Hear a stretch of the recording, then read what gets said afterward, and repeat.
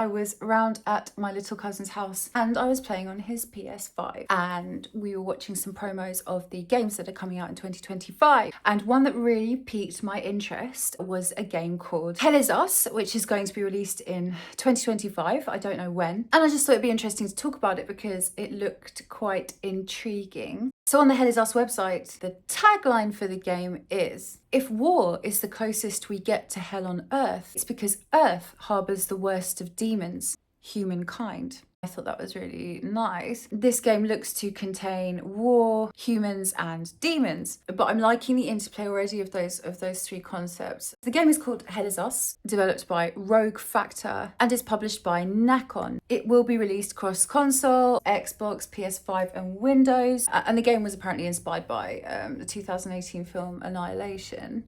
But firstly, what do we know about the developers, Rogue Factor? Well, they're Canadian. Actually, when I was looking at the gameplay for Hell Is Us, the scenery is pretty epic. All these forests and mountains and lakes. So I guess in Canada, you've got a lot of inspo on that front, being one of the homes of the most epic scenery in the world. Past titles by Rogue include Underhive Wars and Mordheim, City of the Damned. Rogue Factor are not AAA, AAA, but they're not A either. Kind of AA, so kind of in the middle of your multi-million pounders and your cute indie games. Okay, and from what I can gather, their mission is to create really kind of absorbing, shocking, delighting, hooking, immersive games. Okay, Hell Is Us definitely sucks me in with its absolutely incredible looking graphics and a really quite mysterious and interesting plot line. So yeah, Rogue Factor sound kind of exciting.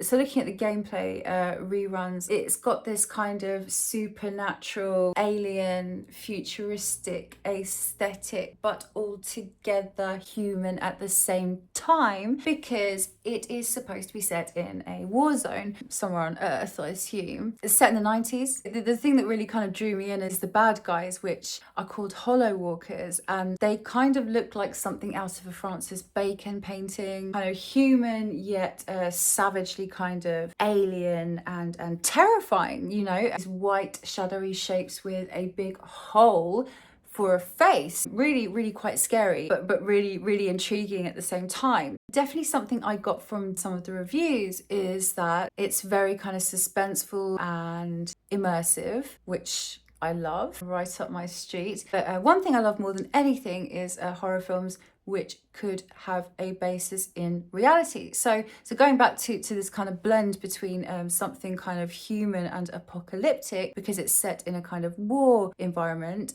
yet at the same time has these kind of beings which certainly don't look human at all.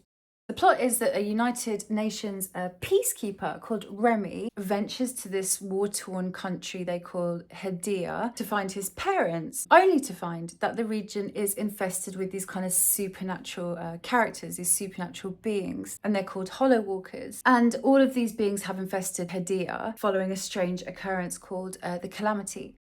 Rogue Factor were looking to create this kind of immersive experience. So the game is this kind of minimalistic heads-up display, which is obviously where the game design features a kind of dashboard or a display around the screen, you know, almost like you would get in an aircraft in a game or in a car. And heads-up displays in games are actually supposed to be there to help you suspend your disbelief. For those of you who don't know, suspending your disbelief is around when you are doing something that obviously isn't real. So for example, going to the theatre, reading a book, watching a film, or playing a video game. A concept around us kind of pretending that we're in a different world for a moment and pretending that something's real. Heads-up displays help to do this. Obviously, when you're in a rally car, if you're playing Burnout, you have your display, which kind of makes you feel like you're in a car. Or if you're in a, you know, if you're going to a theatre, then the lights will change. So yeah, more immersive. The production of the game seems like, yes, it helps you to suspend your disbelief. And that's actually kind of all you have. There is no map, there's no kind of questology, there's no quest box tickers. You get all of your information from your interactions with different people, which really reminded me of when I was playing God of War recently. It's that kind of idea. You're just kind of wandering through and seeing what happens. And this looks like it will kind of really add to the suspense of the game, because obviously if you know you're going to encounter a mountain or a pool because you've got a map, well, you know it's there. But obviously if you don't know what's around every corner, it kind of keeps you on your toes a little bit more. And obviously the surprises are either more creepy or welcome, or whatever they end up being. I was reading one review of somebody who played the game. She walked her character Remi into a pool and he died, but then she walked him into a pool a second time and he didn't. So it seems like there's a lot of tricks and second guessing along the way, all adding to the fear factor, all adding to the surprises. So in a nutshell, suspenseful, spooky, human, supernatural, very nice artwork, very nicely designed, arty, dark, and maybe, you know, looking at this kind of, you know, interplay between humans and the demons inside and outside, you know, the demons you encounter. Watchful waiting, looking forward to it. Yeah, and obviously when we all get a chance to play, it would be great to hear your thoughts too. So that pretty much concludes my moment of excitement about Hell Is Us, developed by Rogue Factor.